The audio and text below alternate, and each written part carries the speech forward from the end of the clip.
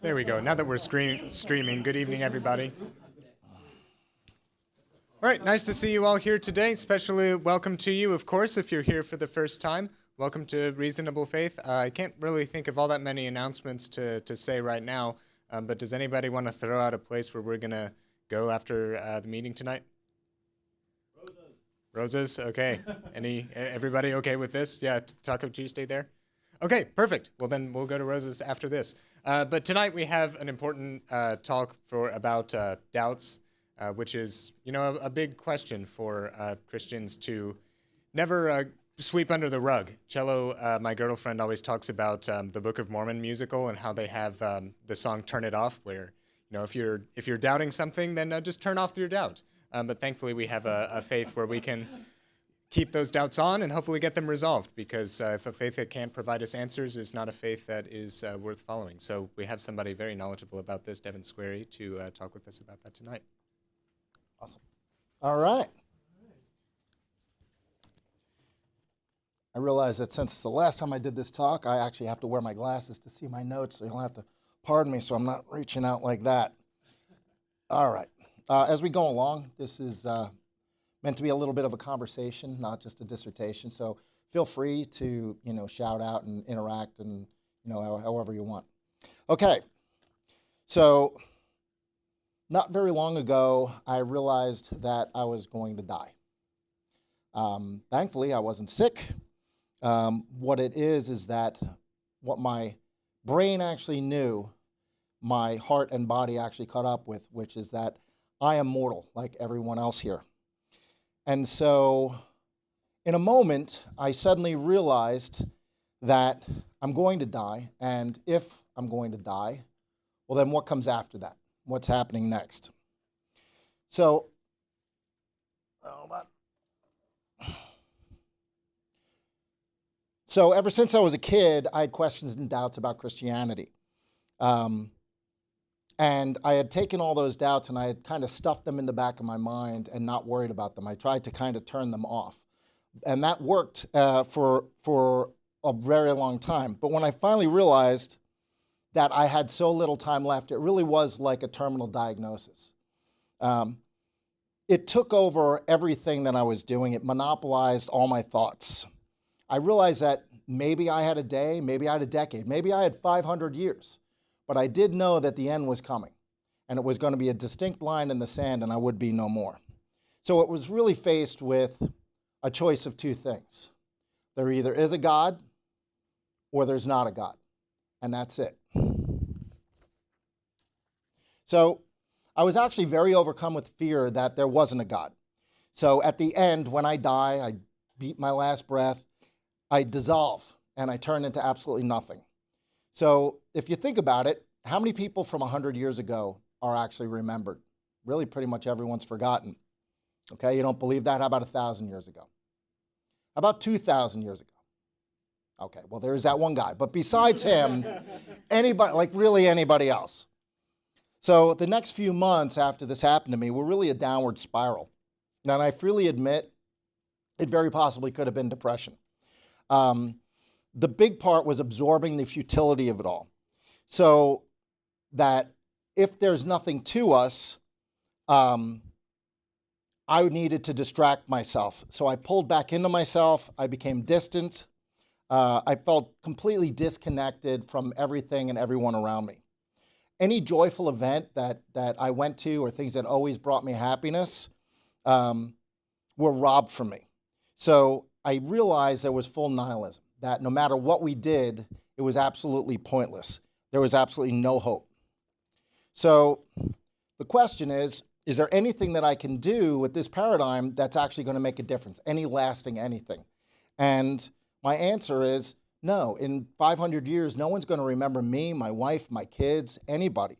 And if you don't believe that, 50,000 years, no one's going to know anything. And if you don't believe that, in a couple billion years, a couple trillion years, there's going to be heat death in the universe, and there absolutely won't be anything at all.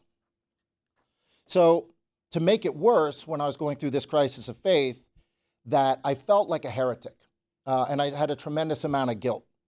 So on one side, who was I to dare to question God the Almighty? And on the other side, that if this really was a sham, well, I really should know and I should figure out what's what. So much of me wanted to really forget that I was even going through this. Realistically, having faith or not having faith didn't change my everyday life, right? I could kind of go on without it just the way I'd always been.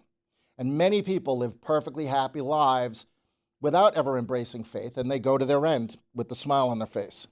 So the question then is, if atheism leads to a meaningless life and despondency, theism leads to peace and hope as they profess, why not be logical and just believe and be done, right? Flip the switch. Seems pretty reasonable to me. Well, the problem is that I couldn't just put blinders on and ignore it. So one day, while I was going through this, I was in my closet and I was changing my clothes, and I had this incredibly overwhelming feeling of nihilism. And it was very real that as I started to actually study it and see what I was really feeling, it felt like being sucked into a vortex of nothingness. That's the only way I can describe it. And it was absolutely terrifying how it felt like I was being pulled in. At the last moment that I really believe, I ripped myself away, and it was terrifying. Like even now, I have chills just thinking about what that was like at that time. At that moment, I realized that the way I was going was unsustainable. I couldn't just put blinders on, and I did the bravest thing that I've ever done in my life, which is I turned around and I decided to face the fear and see what I believed. So I was going to ask the questions and see what came. And the truth of it is, at that point, I honestly believed that Christianity was a house of cards. I did not believe that there would be any good answers. And I was actually so sure of the conclusion that I was looking into how a lot of the prominent atheists actually dealt with a life without any true meaning. But at the end of the day, I was dedicated to the truth, whatever it was, and I was going to accept the results. So what I also realized that if there's no God, I was spending a completely inappropriate amount of time on spiritual matters. We have limited time, and so it really shouldn't be wasted on going to church, reading the Bible, any of that. Bother praying, there's no point. But if there is a God, I also realized I wasn't spending nearly enough time getting into it, and I wasn't devoted enough. So I needed to be hot or cold and not lukewarm. So crisis of faith they're not supposed to happen to people like me. The reality is that my foundation collapsed in an instant, but the erosion happened over a lifetime. That happened since I was probably 10 years old. My background is I was raised Roman Catholic. I'm from New York, if you can't hear it. I was raised Roman Catholic. I did go to Sunday school, which were, of course, on Wednesdays. I completed all the sacraments in Roman Catholicism. I actually earned the Boy Scout medal at Alteri Day. I actually taught Sunday school to third graders. And so I felt like I checked all the boxes. I was on the spiritual good path. So I remember in the fourth grade, my brother told me to answer any test by saying, because God loves you and they'll never mark you wrong. And I found out that he was actually right. If you mark that down, they never tell you that you're wrong. But it was nice because then you never have to study or really apply any thought to it. And I figured, well, that's kind of the depth that the answers go to. You know, the Bible says so, God loves you, and we're all good. So I actually concluded from that religious education was shallow, and there's really nothing to it. I felt like if you memorize enough platitudes, you can get there to get sufficient depth to answer any critical issues of Christianity. So it's kind of the unspoken agreement that I didn't check under the covers, I wouldn't ask too many questions, and I'd be a good standing member of the flock, and everybody be happy. I was always taught the Bible was authority unto itself and beyond question. How do you know the Bible's true? Because the Bible says so. But I secretly had all kinds of disconcerting questions and thoughts. I did not profess atheism, but it did actually reinforce reinforce the way that I felt. So I have a science background. I have degrees in physics and math. And so I very much value quantifiable and measurable things, and I need real evidence.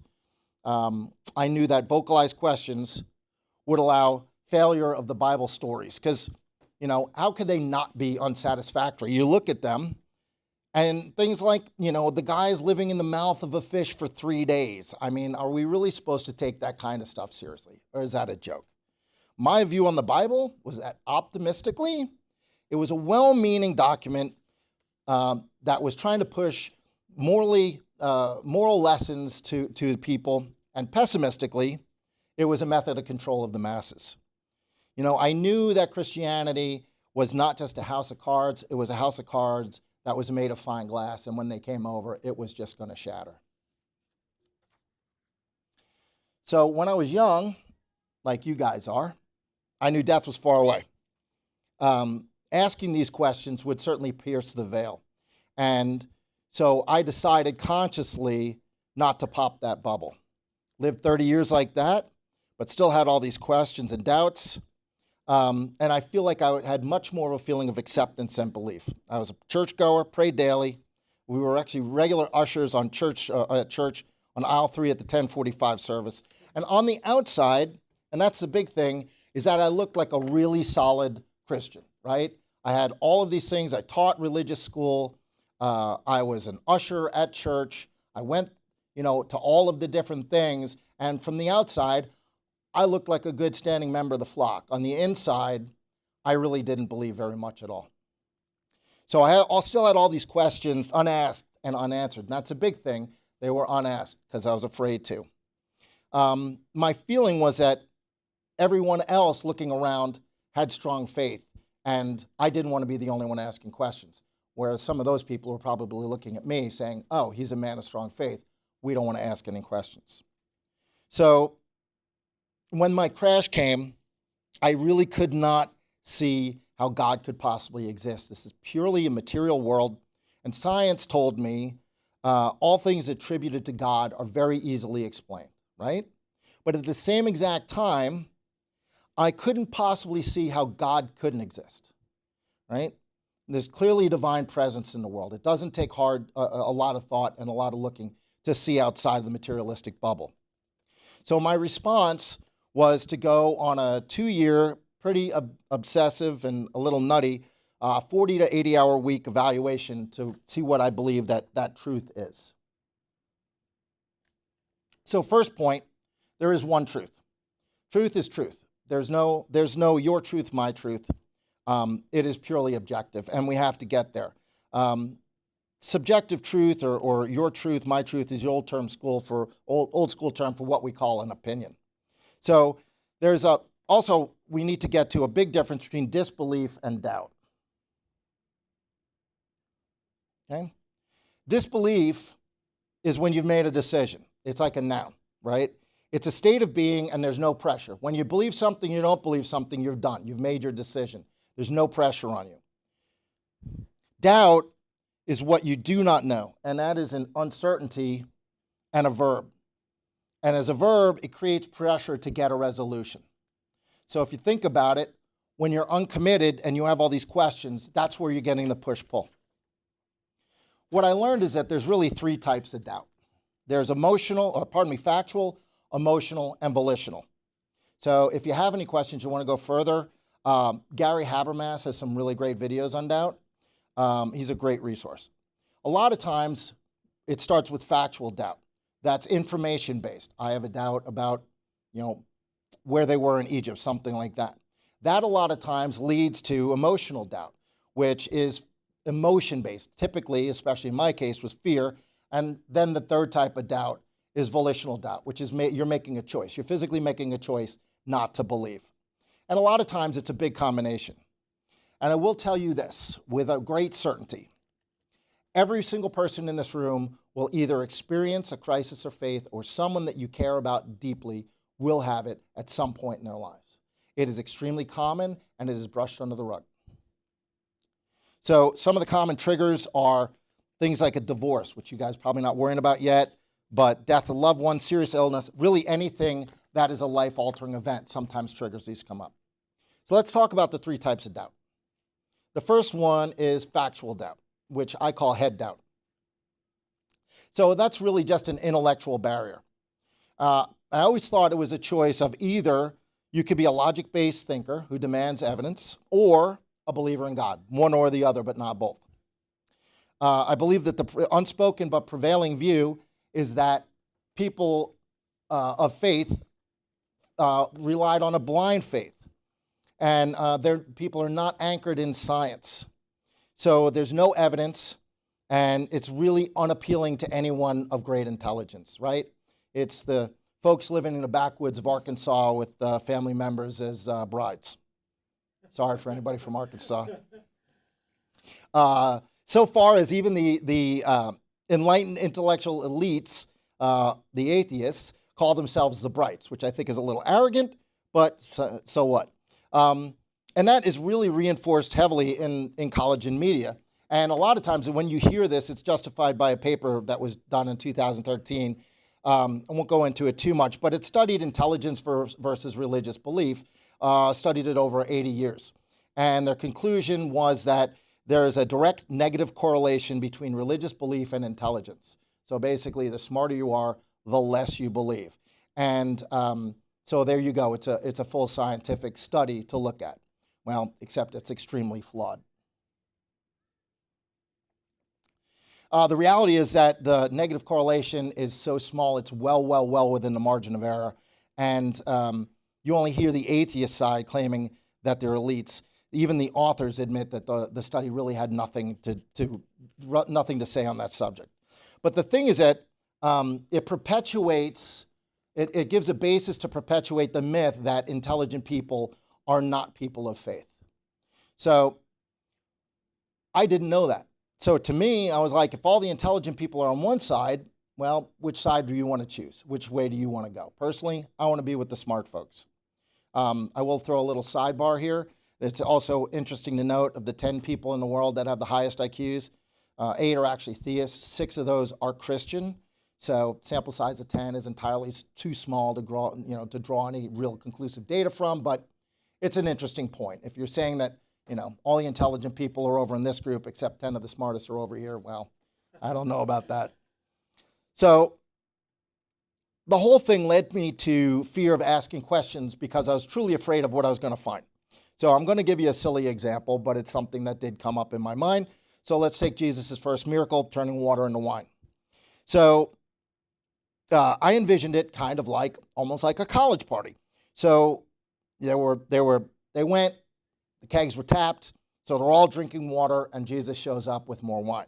So it was like Jesus was like a miracle worker. He showed up and we ditched the water for more wine.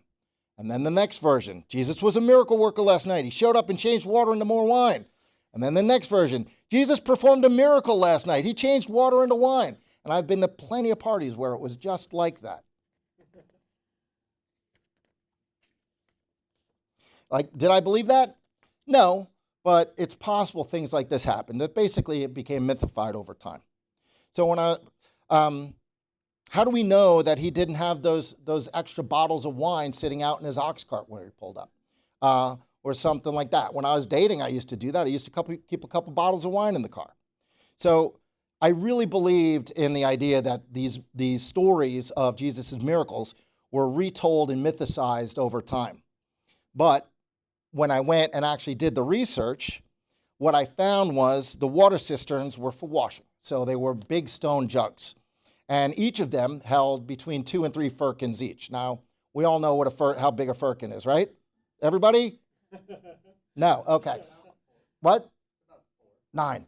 9 gallons. A firkin is 9 gallons. 4? 4? 2.25 gallon. Yeah. So a firkin being 9 gallons, so each jar held between 18 and 27 gallons. Now, gallon of water, which you actually should know, is about 8 pounds. So that's pretty comparable to wine. So that means each jar weighed between 144 and 216 pounds, plus the stone of the cistern, which had to be at least another 100 pounds. So the idea that Jesus was lugging a couple of these around with him in his ox cart is ludicrous. But I had never heard of any of this stuff. So the reality is that there are some elements in the story that can potentially have a naturalistic explanation, but Not a lot of it, right? The key to the factual doubt or the head doubt is studying, finding information, figuring out the truth of it. So it is not trivial, but it is straightforward. Next week, by the way, we're going to have Tim McGrew talking about miracles. Is he coming down here? No, it's remote. It's over Zoom, but still. Yeah. He's one of the top experts. Yeah, he's great. The second type of doubt is called emotional doubt. I call that heart doubt. So this is the call sign of that one is, yeah, but what if? So if you're ever talking to somebody and they say, yeah, but what if? They're dealing with emotional doubt, not intellectual doubt. And that's extremely important. We'll get back to that in a minute. Unlike factual doubt, there's no specific evidence against whatever their objection is, right? So it usually comes from unresolved questions. So someone will have an intellectual doubt, about the water into wine, and it will sit unresolved over time, and that will give voice into their emotional side, and that rises up this second type of doubt. So a big thing about emotional doubt is, like, as human beings, we need a few things to live. We need air, water, food, and I personally add in hope, right? When you have hope for something, you can endure almost anything. Without hope, you feel like you can't go on. If you look at history and even stories in the Bible, you've seen people doing or endure incredible hardships. You see things about World War II and the Holocaust. People are able to get through disease, poverty, war, all these horrible things because they had some hope. On the other side, all the time we're hearing about these celebrities who seem to have everything in the world. They got money, they've got fame, they got, anything that they want, and they end up killing themselves. Why? Because they don't have any hope. So I really believe that emotional doubt is actually the hope killer. It's the one that robs you of hope because you have nothing tangible to point to for why you're feeling the way you are, but you still feel the way that you do. So one of the ways that I noticed that I had emotional doubt was that looking at the apostles, clearly they all bought in, right? I mean, I don't think there's anybody that believes that the apostles were sort of lukewarm to this idea. After Jesus' death, they all had a singular focus, right? They went out and they were willing to die and they wouldn't change their story no matter what. Clearly they believed in this and they had firsthand knowledge. So these are the folks that if you want to find out if something's true, they knew, they witnessed, right? They could tell any inconsistencies between what was being preached and what was really going on.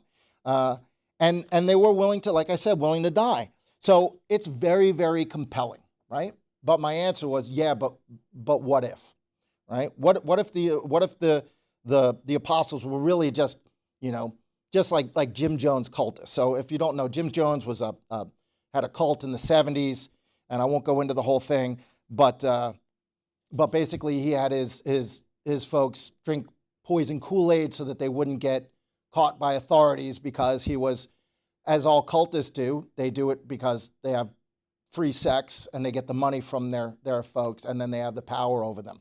But that's really the important part. And then when the FBI was coming for him, he had everybody drink cyanide poison Kool-Aid. They all died and he tried to sneak away on the plane as good cult leaders do and go off to a country with no extradition.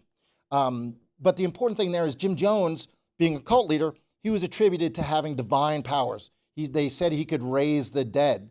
Followers participated in fake rituals so he could save his power to fight evil on another day. This is real stuff, right? I don't know what, I think I'm beyond, no, I'm good. And if they were asked, they would claim that he was God. So the factual side of cults is, in every cult, the leader is there for money, sex, and power. That's it. Leaders never sacrifice themselves. And then you go and look at a cult leader versus Jesus, and they're not similar at all, right? That's who I was drawing the comparison to. What if the apostles were really just cultists, right? Jesus was into peace. Jim Jones killed people when they got in his way.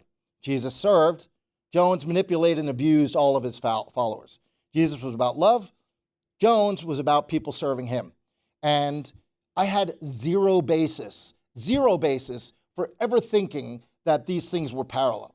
But even so, my answer was, what if?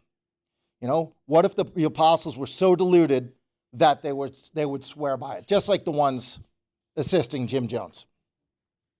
So you'll notice as you go through this, there's lots of factual apologetics, but there's like zero emotional apologetics. So combating emotional doubt can't be targeted as the same way you would intellectual doubt, because there's no factual basis, like I said before. You can offer a million pieces of evidence to whatever they're saying they're doubting, and they're always going to come back with, yeah, but what if? So I don't believe the Bible's true. It was written by eyewitnesses. What if the miracles were mythicized later on? It was right after the events. What if the apostles made it up? All four gospels agree on so many miracles. What if the apostles got together and copied from each other? But what if Jesus was an alien? And that's kind of as far out I was going, kind of crazy. Have you guys ever talked to somebody like that, trying to share the faith, and no matter what it is, they just keep going all the way off to the end zone? A big mistake that apologists make is they try to offer factual evidence to solve emotional doubt. It's like trying to put a nail in with the screwdriver, and it's extremely frustrating for everyone. It's extremely frustrating for the apologist, because I've given you how can you not find this completely compelling and answer all your questions? And the person who's doubting is going like, you're just not hearing me. Because the issue is it's generated by an emotion, probably fear. And it only manifests as a doubt with topics that don't have 100% certainty. Of course, the issue there is nothing has 100% certainty. So it'll find that tiny percentage and latch onto it. And that's why a lot of times when you're talking to someone and they're giving you these objections, they sound silly or even ridiculous. Like, how can you possibly believe that? Because they don't really believe that. It's a manifestation of the emotional side coming to the surface, coming through this intellectual doubt capacity. And a big thing on that, when people are talking about it, a lot of times when they don't want to engage, is because they'll just be saying they don't want to share because they know what they're feeling and they're worried about sounds absolutely ridiculous, but they can't shake the feeling because that's what it is, a feeling. Factual doubt is really actually can be resolved in pretty short order. Not all the times, but a lot of times, because you got a question on a specific point. It just depends on the complexity of the issue. But ultimately, it's like flipping a switch, right? As soon as they get it, they'll get it. Either they'll agree or they won't, but they'll decide one way or the other. It can be very complex, but it is fact-based. So it's yes, no. You get to the point, you're in or you're out. Most of the time, your heart doubt is harder to resolve than the other. I will warn you that dealing with the heart doubt is not trivial or speedy. And when I say not speedy, it can take years to get over it. It really can. The hardest part is rooting out what the emotion is that's driving this doubt, because it's somewhere down deep and it's just kind of sneaking to the surface, bubbling through on this. It's kind of like when you're dealing with emotional doubt, it's almost like turning the Titanic. And you better start turning it before you see that iceberg, because when you see the iceberg, it's entirely too late. So what I mean by that is when you have these doubts or these feelings, you need to address them and not be afraid to bring them up into the light of day. So one of the unfortunate things, especially about emotional doubt, is there's no formula I can give you to help somebody with it. It's kind of personal to every person because, again, it's their emotion-based. The big mistake, one thing I can tell you is things not to do. First two responses from Christians, and what do we say? I'm going to pray for you and let me give you some advice, probably read you some scriptures. And I will tell you from personal experience, that is the last thing that someone is experiencing this ever wants to hear from you. When I started, I was despondent. I was a mess. I went to multiple churches for some help. And I was told things like, well, you can't understand the mysteries of God. So like, So I don't understand things about the Bible that science is saying aren't true, and it's a materialistic world, and you're telling me your answer is just that you can't understand the mysteries of God? Like, you're making their argument for them. I was told on it by someone, take 40 days and pray on it with your wife. I mean, are you kidding me? Like, I'm doubting the existence of God, and you want me to go and pray for 40 days with my wife? Is it so that I don't come back for 40 days? Because, like, otherwise, this is really useless for me. What you need to do is you really need to focus on renewing the hope. So instead of trying to charge in and just immediately solve it, try to adhere to a ministry of presence and peace and sympathy for what they're going through, and avoid the lectures or the scriptures. And a big part of it is just start by listening to what they're saying, listening to what they're going through. And by the way, this also means listen to yourself. When you're going through that, listen to yourself. Like, actually take time to listen to what the voices inside of yourself are saying, and don't just brush it under the covers. You'll end up like me. And realize that a lot of times this is triggered by an event. For me, it was when I was turning 50, and suddenly I was like, 50, holy smokes. Caught myself. Holy smokes. I'm on the back nine, and that freaked me out. But it's a major event. Like, there's a lot of people turn 50. They don't even think my wife couldn't care less. She's like, I turned 50. No, I'm sorry. Turned 32. She turned 32. But turn 50, some people don't care, but it's different for every single person. So just remember, unless you're walking in their shoes, you're not going to really get that part of it. You're there to guide them and assist them. And I will say, like, a great example was Alan. If he got paid minimum wage for all the hours that he spent listening to me rant and rave, he'd be driving a Ferrari, without a doubt. I mean, he just patiently, I mean, 3-4 times a week, just listened to me rant and rave for an hour or two about stuff that I didn't know. And he just give me a little correction here, a little, little nudge there. But he just was walking the walk with me. And that was incredibly effective. I don't know that I would be here today. Actually, I do know I wouldn't be here today if it wasn't for him. And remember that this experience makes people feel incredibly vulnerable and very alone. You feel like you're the only one in church or in the world that's feeling like this, that you're asking these questions. And it's hard. It's really, really hard. So the third type of doubt is what I call soul doubt. And that's when you simply choose it, you don't want to believe it, which sounds trivial, but it's really not. It's usually caused by someone not wanting to give up a behavioral lifestyle that they find pleasurable. So if you're someone who likes cheating on your wife or stealing, then Christianity probably not a good option for you to go, right? So the reality is that people rationalize everything. Like, anybody here has ever meet someone who's like, yeah, I'm a horrible person. I cheat people all the time. I'm terrible. Anybody meet anybody, right? No. You know what? I've never gotten anybody to raise a hand. But clearly there's authority like the Bible that says some things are wrong. So if you want to do something and something of authoritative nature tells you that's wrong and you can't be wrong, well, then it must be wrong. So they're choosing to go away from it because they don't want that to be true.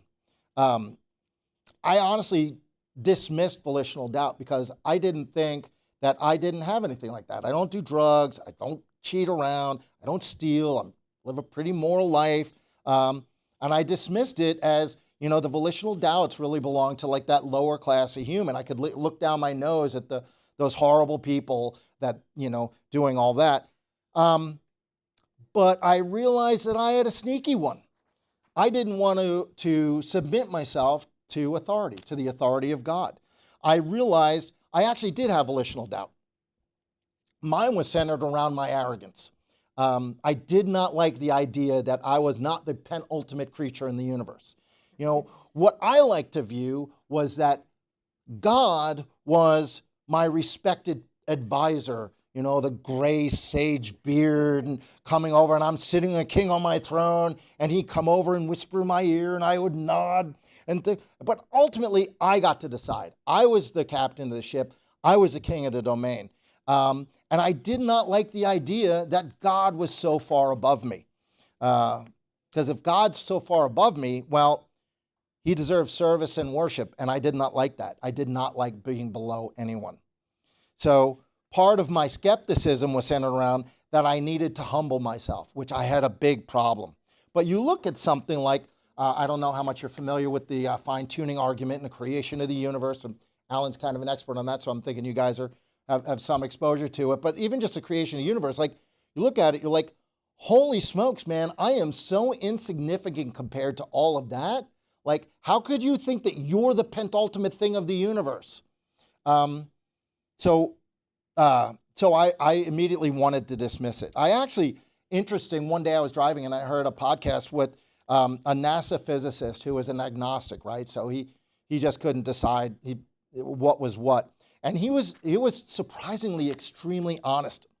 And he said, you know, the stuff I see in the Bible is extremely compelling, really good stuff. And he could not point to anything that he thought was false. Now, this is clearly a bright guy. He said there were things known by this technologically primitive people thousands of years ago that just simply defied any method of explanation. He saw scripture, very persuasive, and he said straight up that he is a devoted materialist. And as such, he just couldn't accept it. Kind of blew me away. And I also got a very distinct impression that he was saddened that he couldn't give up his materialism and come over. He just was stuck right between being an atheist and being a Christian. He's just so locked in his worldview. His volitional choice was to remain loyal to his worldview instead of going to what he really felt was the truth. So a couple other things. So through the walk, I realized some things about myself. In my view, the default position should really be that there is a material world because we interact with it and see it every day. And we're seeing that all the time in media, TV shows, and if you're involved in science, you see that all the time. The God paradigm makes a truth claim. And so if you make a truth claim, you need to prove it, right? That's the burden of making a truth claim. And the burden of proof is much harder, a much harder position than not. So I realized that materialism is actually making a truth claim as well and promoting a worldview. So both sides need to be held to the same set of standards. I came to see that really the only thing that we individually know is that we exist. Everything beyond that is just whatever level of confidence that we have in it. So you need to get enough evidence to get your trust in it close enough so that you can take that final leap of faith. Hopefully it'll get you really close, so it's a small step, not a lunging jump, but that's really what our goal is. So in my world, Christian claims need to be 100% true. Atheist claims, you really think about it, only one need to be true, because if one atheist claim is absolutely true, they're right? But I realize that both sides need to be held to the same standard. So looking at the choice between materialism and theism, so in materialism, there's only matter and energy. Molecules interacting dictate the future, so that's determinism.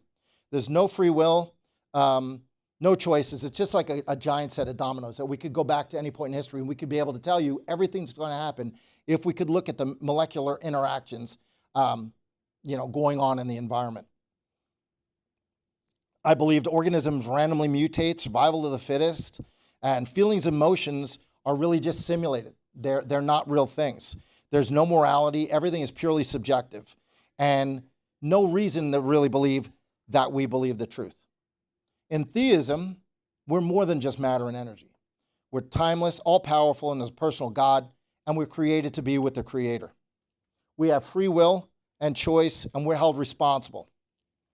Well, after looking at all of it as really bullet points, I found that there really is a silver bullet, a death blow for materialism. And I found that in the most surprising of places in supernatural. So when I looked at supernatural, it was always like Scooby-Doo and people, the rattling in the house, it's the ghost and all that. Or like Stranger Things with the supernatural. But if you think about it, all supernatural really means is beyond the nature, right? And if you look at it, at the moment of the Big Bang, there was no nature. There wasn't anything. So anything that happened to make that has to be, by definition, supernatural. So now I know that supernatural isn't just possible, it's a reality. It's absolutely, positively happened. So now the question is, how many times has it happened? One or more than one? So let's just talk briefly about my method for finding the truth and moving on. So first thing, and a really hard part, is you've got to identify the core issues. With that, a lot of times the issue is going to be high level, and it can be broken down to like 4 billion smaller parts. But it's kind of like you just got to start making a list.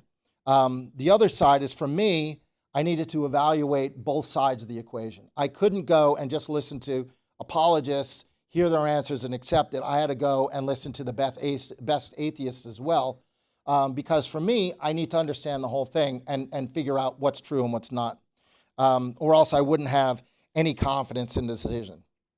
And a hard part is taking all your emotion out of it. A big thing that I found is that as I was doing this search, is there are so many gotcha statements that muddy the water. So there's lots of examples that sound very, very problematic on the surface, but once you get into them and look at it, then it's kind of like, well, that's really not that big of a deal. Good example. So if there's a rock can God make a rock so big that he can't lift it? Well, if he can, he's not omnipotent. It can create a rock so big, that's infinite size, not omnipotent. And omnipotence is self-contradictory, so it's illogical, right? God can't be both, right? Well, these things sound good at first blush, but, God can't do the impossible. So if it's not, it gets down to, is the argument logically coherent? Things like, can you, I'm sure you've heard, can you make a married bachelor, square circle, all of these things, right? That's not a limitation of, it sounds good on a bumper sticker. Sounds good to someone that hasn't done any research and dug deeper, but it's an overly simplistic view. So it's not a limit on God when there's something that no matter how much power you apply to it, it doesn't change the result.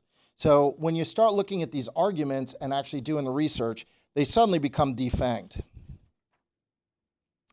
A big thing is while I was going through, I found it very, very easy to what I called spin. So I'd start looking at something, especially on YouTube, and I'd be going through watching the video, and there would be a link, and I'd go to that link, and I'd read. So I'm getting obsessive about this, and I'm going through not spending enough time on anything to get anything done, and it was just mentally exhausting.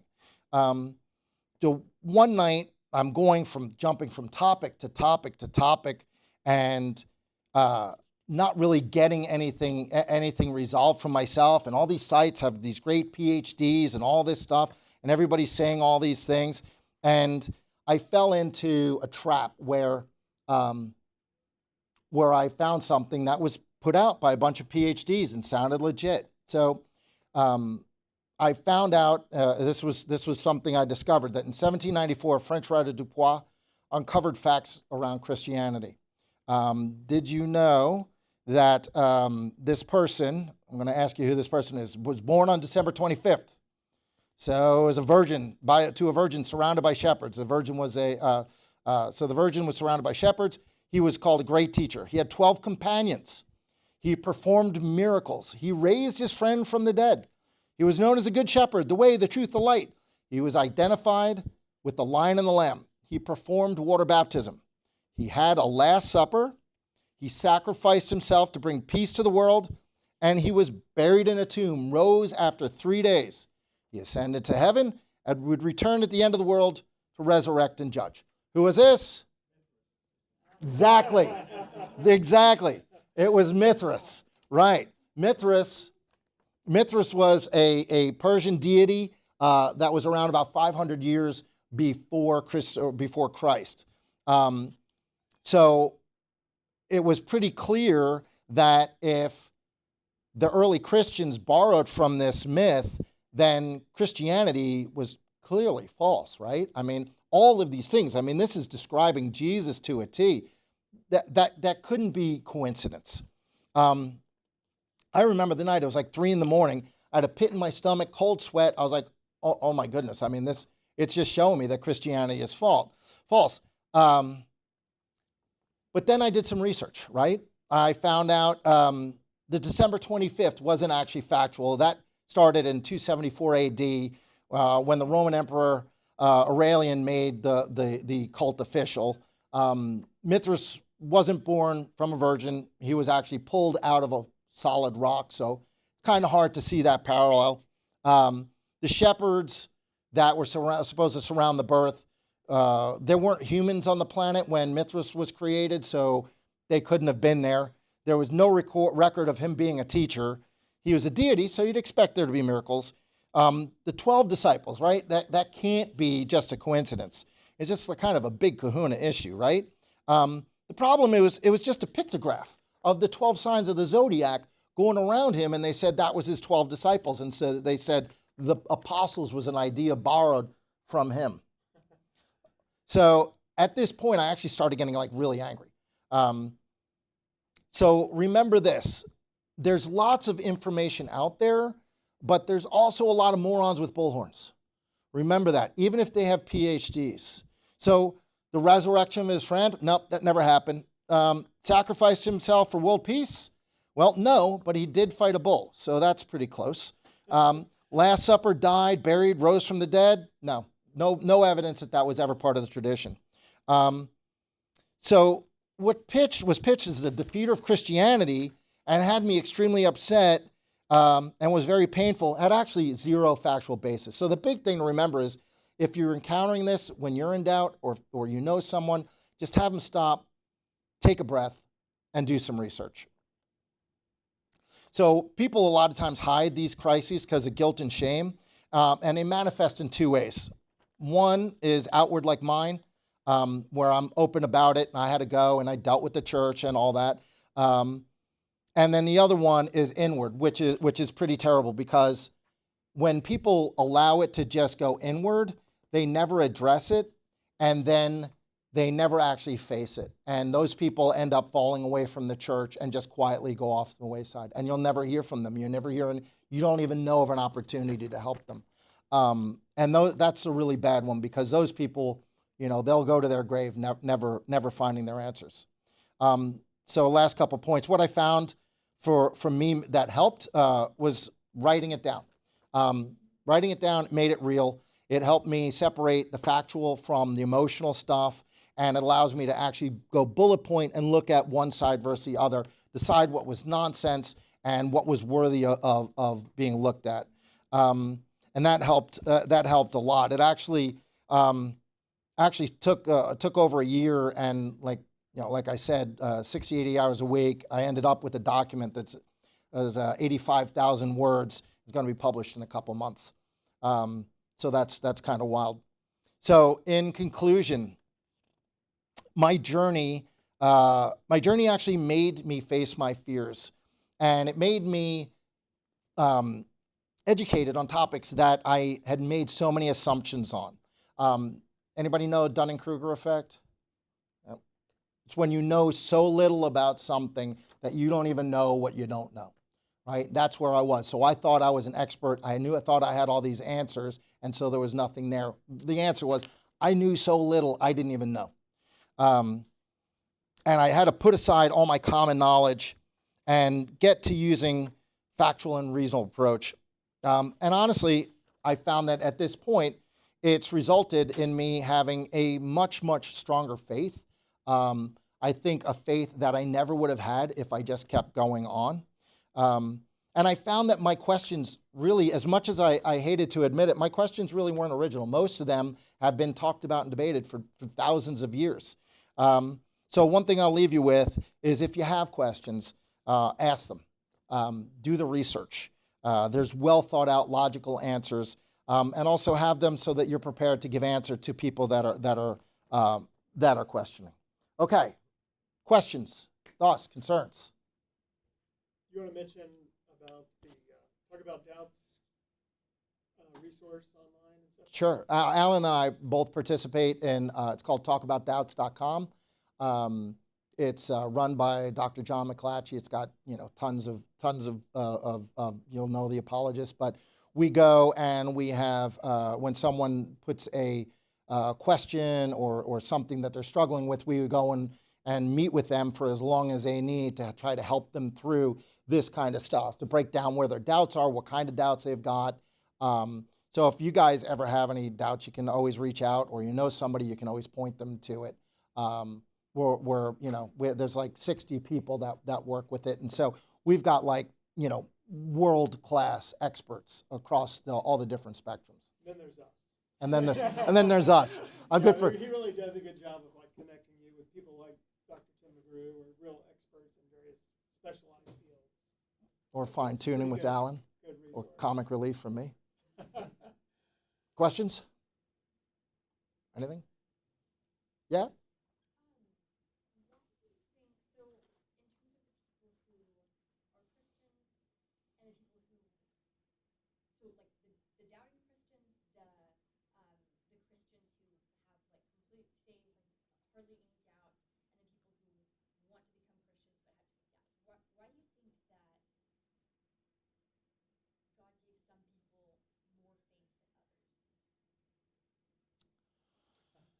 That's a big conversation, right? How much does the Holy Spirit work in there, and how much does it lead over? I don't know. I honestly, I don't know. I can just speak from personal experience. I do think that he gives us all opportunities. I don't believe that he just writes people off. That doesn't make sense to me at all. And I do think volitional doubt is a way bigger problem than people want to admit. I think there's a lot of people, and it might not be like, well, I want to go and do this completely sketchy behavior, and you look at them and go, oh, I see you doing whatever it is. I won't go into it. Alan talks to me about I need to keep PG. I'm from New York. I like to speak in colorful idioms. Anyway, but I think there's a lot more hidden stuff. Some people just they like to sleep around, or they like booze. They want to. I mean, when I was a younger man, I was more interested in all of that. So I mean, there's all kinds of stuff. Or maybe we all rationalize, right? Some people way more than others. Like I was saying before, nobody admits that they're a SOB, right? Right? Nobody does. You never hear that, right? But how many people are immoral when you think about it? Like out of what percentage, whatever it is, if it's more than 0, they don't admit it, but they clearly are. I think the number's kind of high. You didn't realize you had volitional doubt at first, right? No, for a long time. Seem like it, yeah. I wrote it off. I wrote it off for probably a year. Yeah. Yeah. Oh, yeah, absolutely. People are just wired different too. Some people are just temperaments. Whether or not they have the desire to investigate things. Some people it's just easier to have faith. Other people want to have faith, but it's harder. Yeah. Well, and that's the thing. You're exactly right. I mean, like Alan and I are our physics and math geekiness. We discount emotions, right? I don't want to hear any of that. That doesn't matter. And so that was a big problem for me too, is that in my world, facts and information rule, and your feelings go to the side, and you make your decisions by your facts. And so you should just be able to brute force willpower yourself based on factual information to make your emotions fall in line. But emotional doubt does not work at all. And it took me a long time to get to the point to realize that no matter how much shouting the facts at it, it was not going to get me across the finish line, because that's just not the way my brain works. I had doubts as well. I went through a long period of doubts many years ago, and that's what led me into apologetics as well. One thing that C.S. Lewis says about the question, why doesn't God give people second chances to do something better, or second chances to put faith in him? And his answer was, if a a second chance would be useful, then it would be offered to people. If we could give, if people would have 1,000 lives, and that would help them become followers of him, then he would give them that opportunity to live 1,000 times and get that. But the answer, what he says is essentially that that wouldn't be helpful for people who are of a certain quality of will that will direct them always against God or aside from him in some way. Then the more chances they have, it's not going to really be helpful. So I think that in the same vein, you can probably have an answer to your question of saying that if just like a second chance wouldn't help somebody whom it wouldn't benefit just by the posture of their own hearts or their own minds, in the same way a greater increase of, I guess what would be called prevenient grace, or might be called just a greater faculty towards faith, might not help people. And I think that the omniscience of God is enough to tell us that he's giving people as much faith as they can have, while still without abusing their free will to reject him if they're going to choose to. It's at least a shot at it. With the second life thing, you might also hit an infinite regress of, okay, God gives us all 2 chances, but why doesn't he give us 3? Yeah. However many he gave us, we would be complaining we need more. There's 5 teaspoons of faith. Why didn't we get the 6th teaspoon? He does go to great lengths sometimes to reveal himself. For example, to Muslims living in these closed countries where they don't have apologetics resources or the Bible even available, but he'll give them dreams and so forth. Well, and how many times do we have something act in our lives and we discount it? And I remember William Lane Craig was having a debate with, I forgot who it was, and it was like, what would you need to believe? I need God to come down, and I forgot exactly what he said. Would God come down in a pillar of fire and commanding voice and giant above me and say that? And he said, well, why? You just dismiss it as a hallucination and, go about your day. I mean, how many times? I know that in hindsight, now that I am a person of faith, that I can look at so many places where God reached out, God bless you, where God reached out to touch me, and I dismissed it, or I found a naturalistic thing because that's my, that's the way I'm oriented. I'm immediately going to dismiss things. It's not, or I imagined it or things like that. That in hindsight, that certainly not everything, right? I hate when people go off the deep end with that. But there were a bunch of times where God was trying to shape me by the lapels and be like, wake up. And I ignored him.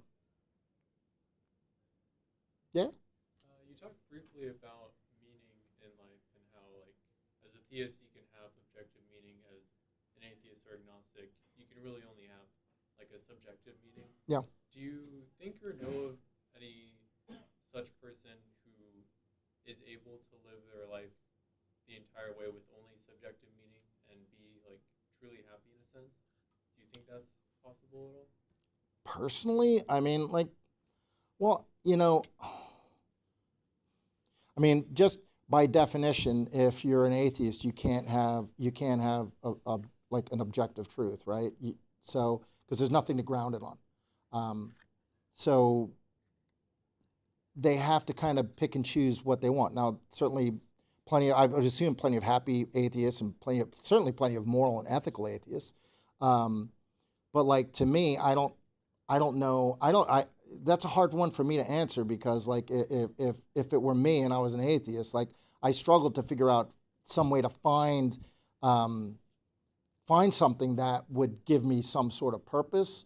But if I knew it was all ending and just going to be gone, I look at it like, what's the point? But that's just the way I'm wired. It seems like Sam Harris has no problem with it. It seems like he goes and does his thing, and he even says that there's no such thing as love. It's just a preconditioned response to, from evolution. Which I'm like, you don't even love your kids. How? And he rejects free will. And he rejects free will. Well, it's funny though. The people that reject free will and are determinists, they kind of crack me up, because I was listening to a radio show one day, and there were these 2 atheists.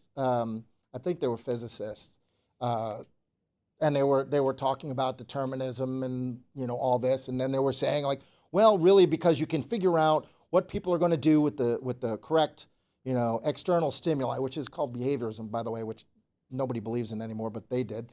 But then they were saying, well, what we need to do is we need to take this and we need to apply it to our criminal justice system so that we can get the prisoners to be rehabbed. And I'm like, so they can choose to live a different way? Like, that's what you're saying. You can't be a determinist and borrow stuff from like if someone's going to behave a certain way, they're going to behave a certain way. I mean, it's all like if you're a determinist, everything is pre-programmed. There's every single thing. You have no choice in anything. Like, anyway, it's just funny that they, like they say, well, is it great determinists, but they still look both ways before crossing the street, Yeah. Somebody have something? Anybody? Yeah. I think listening to your story, the people that are coming up in my mind that I know personally are people that grew up in the church and walked away. Yeah. And I was just wondering if you had any examples or conversations of people that you've talked with that have kind of shared a similar story to you. Maybe, like, because I love listening to your story of you did your research and you did all this. Ultimately, you did have faith. And I've known a lot of people that have started to ask the question, and I kind of like this, kind of what Sir Francis Bacon here is saying, and they did a little bit of philosophy just enough just so they could justify their own beliefs. Yeah. And I guess I'm curious on what success have you had in any of those conversations, if any? Well, we've had a tremendous amount of success, but keep in mind, so for the full disclosure, the people that we're dealing with, they have been proactive and reached out and asked for help. So for each one of those, how many people quietly go away? I don't know. I bet it's a lot. Ask your friends maybe to contact talkaboutdoubts.com and whatever question they have, they could be connected with an expert on that topic. Yeah, and it's not we don't position. I mean, we'll do as much as they want, but we don't position it as a one-shot deal, right? So like. Do you guys connect them with local churches, or what's the relationship building aspect after that, if any? We typically don't. The ones that I've encountered, at least, have had a local church that they have some relationship with. But sometimes, like Jonathan has called us because, you guys are in the area. We're in the area. Person. And Devin met with the guy in Fort Worth several Yeah. times. I met him once and helped him, in person. But yeah, we've talked to people like Australia or Ohio or who knows? It's all over the world. Yeah, sometimes. a bunch in Europe. And we don't talk to that many. It's a big group. Yeah, but I mean, it's been very successful, But like I said, there are people that are actually asking for help. So, the hard part is so that's why I encourage everybody to have open conversations, because I mean, so many people are afraid to actually admit that they've got questions and doubts. I mean, I'm sure there's somebody in here that in the back of their mind they're like, that they've got something going on, even in like a Christian focused group. I'll guarantee there's at least a couple questions creeping around. We're trying to be that group that draws in those kind of people. Yeah. If you have friends that live in the area, then they're willing to come here. We'd love to have them and ask the tough questions, and we'll struggle through it with them. Or one-on-one, email, phone, whatever. Meet for coffee. I'm always up for coffee.